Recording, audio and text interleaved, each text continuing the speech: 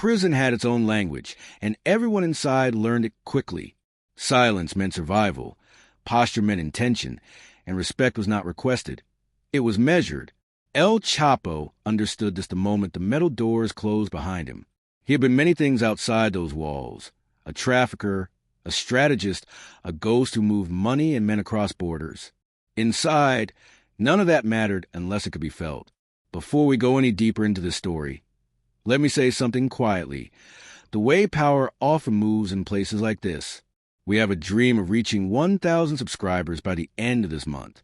If you appreciate untold stories inspired by real figures in real eras, subscribe, leave your like, and be part of this dream. Because what happened next inside that prison was never written in any report. But everyone who witnessed it remembered it. The prisoner who mocked him believed he was clever. He believed prison erased hierarchy, that walls made all men equal. The insult was casual, tossed across the cell block like entertainment, layered with contempt and confidence. It wasn't loud. It didn't need to be. The kind of mockery meant to test limits never is. El Chapo heard it clearly. He turned his head slowly, looked at the man just long enough to acknowledge existence, and smiled. Not the kind of smile meant to intimidate. The kind meant to end a conversation before it ever begins. Some of the older inmates noticed immediately. They stopped talking. In places like prison, silence doesn't spread without reason. El Chapo returned to his routine as if nothing had happened. He ate. He walked. He spoke to the same men in the same measured tone. That was what unsettled people most. In prison, violence usually announced itself early. Anger demanded expression. But El Chapo did not react the way inexperienced men expected. He did not defend his name. He did not correct the insult. Instead, he allowed the environment to absorb it. Men who had survived long sentences understood what that meant. Consequences were not being avoided. They were being delayed. Minutes passed. Then more. The man who had mocked him laughed again, mistaking restraint for weakness, assuming the moment had passed. It hadn't. The prison, like the streets, had its own balance, and that balance had just been disturbed. El Chapo did not move. He did not speak. But something in the air shifted, subtle and irreversible. Those closest to him felt it before anyone else. The insult had not challenged a man. It had challenged an order. And in places where order matters more than rules, that kind of mistake does not go unanswered. It only waits for the right moment. The prison did not erupt after the insult. That was the first thing outsiders would never understand. There was no shouting, no sudden movement, no gathering of bodies. Instead, the cell block seemed to slow, as if time itself had thickened. Conversations thinned out. Footsteps echoed longer than they should have. Men who had been leaning against railings straightened their backs without knowing why. The insult had landed, and now everyone was waiting to see whether it would be absorbed or answered. In prison, waiting is never passive. It is a collective calculation. El Chapo remained exactly where he was. He sat, hands relaxed, eyes forward, giving the impression of indifference, so complete it bordered on boredom. That calm was not accidental. It was studied, refined over years of understanding how power behaves when it does not need perform. A younger inmate nearby tried to speak to him, to fill the silence, but stopped midway through a sentence. He had noticed the way other men were watching. Not El Chapo, but the man who had mocked him. That shift in attention was subtle, but unmistakable. The spotlight had moved, and it never moves without purpose. The man who had made the joke felt it too, though he didn't understand it right away. His laughter faded into something forced, then stopped altogether. He looked around, expecting agreement, perhaps backup, but found none. Faces that had smiled seconds earlier now avoided his eyes. In prison, that avoidance is a warning. It means you are alone in a place where being alone is dangerous. He muttered something under his breath, tried to reclaim the moment with bravado, but the words fell flat. Whatever game he thought he was playing had ended the moment El Chapo smiled. What unsettled the block most was the realization that no instructions were being given. El Chapo wasn't whispering. He wasn't signaling. He wasn't coordinating anything visible. And yet, alignment was happening around him as naturally as gravity. Men adjusted positions. Someone stood up. Someone else stepped back. The prison, an ecosystem built on unspoken rules, was correcting itself. The insult had broken balance. Balance always demands payment. And as the seconds stretched on, everyone present understood the same thing. The consequence would come not because El Chapo ordered it, but because the order of the prison required it. What followed was not a rush, but a narrowing. The space around the man who had mocked El Chapo seemed to thin. Corridors subtly redefined by where people chose not to stand. In prison, proximity is a vote, and the votes were being counted without a single word exchanged. El Chapo's calm had not invited aggression. It had clarified hierarchy. The older inmates recognized the pattern immediately. They had seen it before in other places, other times, when a man challenged an order he did not understand, and the environment corrected him. The correction never needed an author. It needed only consensus. The man sensed it too late. He tried to recalibrate, shifting his tone, attempting humor that landed nowhere. He asked a question and received no answer. He took a step and felt the space close behind him. None of this looked like a setup. That was the danger. There was no dramatic cue to retreat from, no obvious threat to avoid. The prison had simply decided that he no longer belonged at the center of attention. In places governed by unspoken rules, losing attention is the beginning of losing protection. El Chapo remained still, observing without ownership. This was important. He understood that visible direction would cheapen the lesson. The power he carried was not the power to command action. It was the power to make action unnecessary. Men around him took cues not from his gestures, but from his restraint. The smile had done its work. It had told everyone who mattered that escalation was neither needed nor desired, only resolution. And resolution, when it comes quietly, is final within minutes. The block returned to motion, but not to normal. Something had shifted permanently. The man who had mocked El Chapo moved with a new awareness, cautious and uncertain, as if the floor beneath him had changed texture.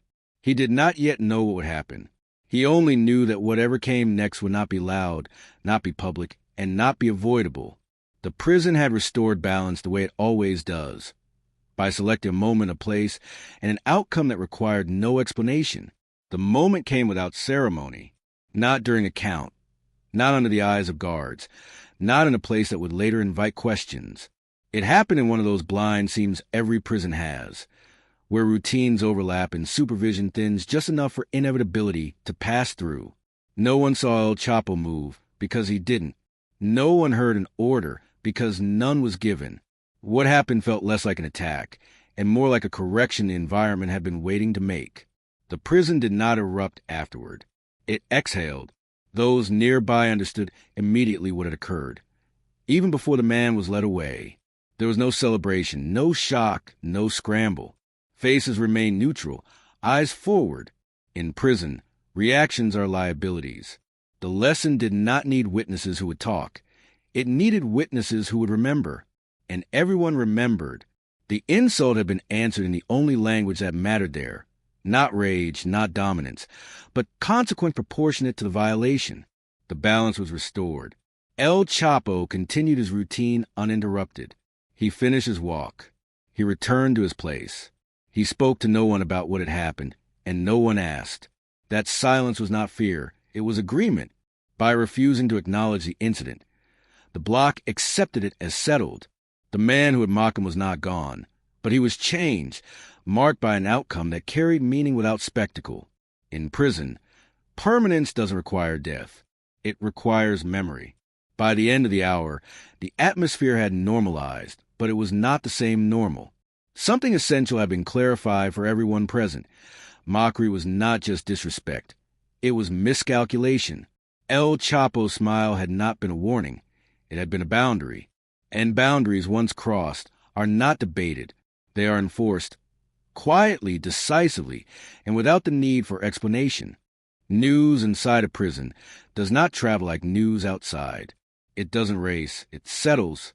By the time the man returned to the block, altered and silent, the understanding had already spread. No one needed details.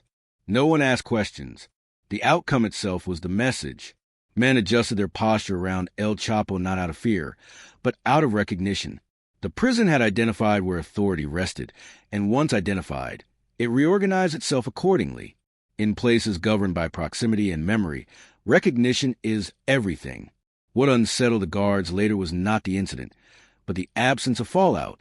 There were no follow-up conflicts, no retaliations, no ripple effects that usually follow sudden violence. The block ran smoother, quieter, more predictable. That kind of calm was rare, and it confused people whose job depended on disruption making sense. They reviewed reports, found nothing conclusive, and moved on. Prisons are built to contain noise. They are not built to detect discipline. El Chapo understood that difference better than anyone. Among the inmates, the recalibration was immediate. Men who had once tested boundaries pulled back. Those who spoke loosely learned to measure words. Newcomers were guided gently, almost kindly, toward an understanding of how things worked now. No speeches were given. No threats circulated. The story was told in fragments, through pauses, through the way people chose seats, through the respect afforded to silence. The man who had mocked El Chapo became a reference point, not a target. He embodied a lesson that did not need repeating. El Chapo never acknowledged a shift. He did not capitalize on it, did not expand, did not demand anything more. That restraint solidified what had already been decided. Power that asks to be recognized invites challenge. Power that behaves as if recognition is irrelevant becomes permanent. The prison adjusted to that permanence the way it always does, by protecting it. And everyone inside understood a simple truth. The moment had passed, but the rule it created would not. After that day, the prison learned a new rhythm, and rhythms are harder to break than rules. Men spoke differently when El Chapo was nearby, not softer, but cleaner. Words chosen with intention. Jokes edited before they left the mouth. It wasn't fear that caused the change. It was efficiency. Everyone understood that unnecessary friction invited attention, and attention invited correction. The block had discovered a way to run smoother by respecting an order that asked for nothing and demanded nothing. It simply existed. The man who had mocked El Chapo became invisible in a way that hurt more than the injury itself. He wasn't bullied or harassed. He was excluded from the small exchanges that made time bearable. Shared cigarettes, quiet conversations, borrowed favors. In prison, community is currency, and he had lost access to it. The loss reinforced the lesson daily, without anyone needing to restate it. El Chapo did not have to monitor this outcome. The environment maintained it on its own, which was always the most reliable form of enforcement. Guards noticed a change in a different way. They saw fewer arguments escalate, fewer sudden movements during counts, fewer whispered tensions that usually preceded trouble.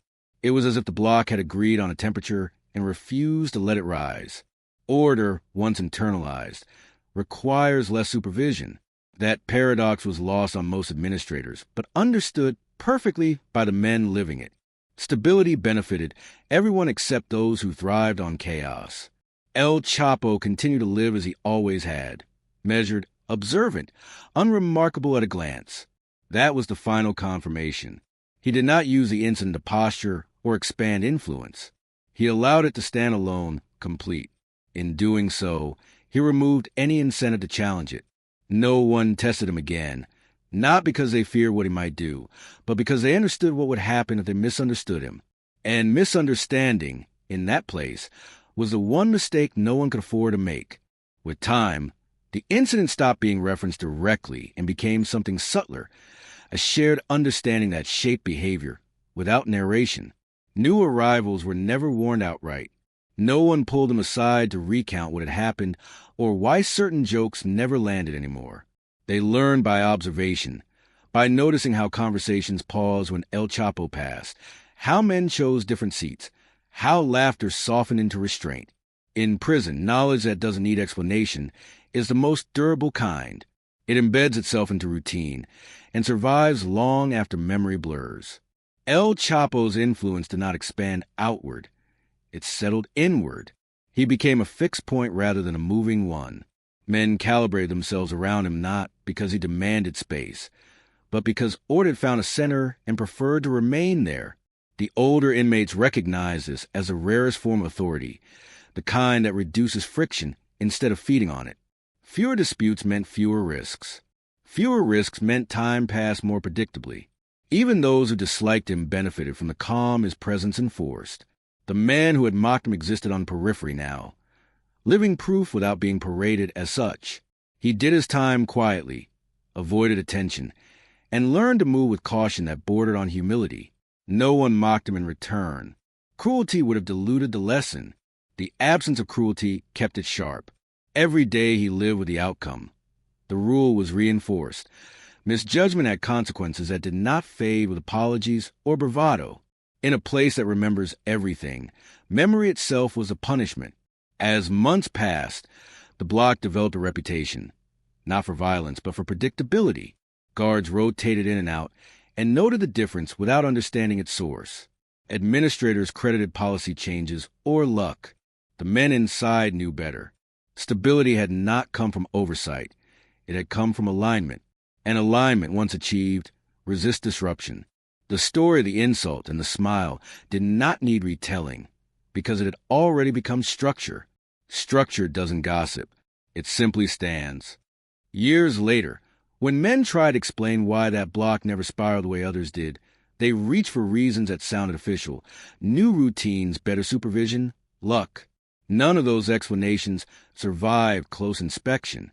What endured was simpler and more precise. Order had found a language that required no repetition. The moment El Chapo smiled after the insult, the prison learned how authority could settle without announcing itself. That understanding didn't fade when faces changed or senses ended. It remained, stitched into habit. El Chapo never spoke about the incident, not even in private. He understood that naming a lesson weakens it. Power that explains itself invites debate. Power that refuses explanation becomes assumption. He moved through his days with the same economy of motion, the same measured attention, letting the environment carry the meaning. Men who wanted certainty found it in his consistency. Men who wanted chaos found nothing to push against. The balance held because it asked for nothing more than recognition. Outside the walls, stories about him grew louder and less accurate, inflated by distance and fear. Inside, the truth stayed quiet and exact. No myth was necessary. The injury had not created terror. The delay had created understanding. The minutes between mockery and correction had done the real work, teaching everyone present how order chooses its moment and why impatience is always the wrong answer. In that place, time mattered more than strength, and restraint mattered more than volume. When the chapter finally closed, when transfers happened and routines shifted, the rule remained intact. Words were weighed, lines were respected, and when new men arrived, they learned quickly without being told. That was the final proof. The prison had not remembered an incident. It had absorbed a standard. El Chapo had not needed to threaten, posture, or demand allegiance. A smile had been enough to restore balance, and balance, once restored, became law.